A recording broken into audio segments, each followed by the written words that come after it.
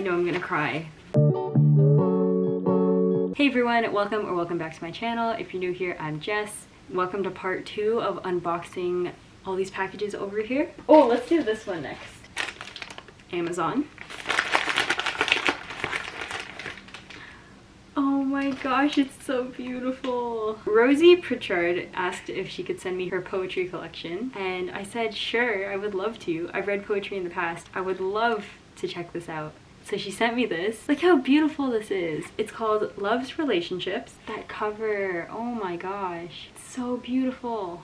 Wow. This is available on Amazon. I will link where you can find it in the description below. So make sure to go check it out. These poems are like, I'm gonna cry.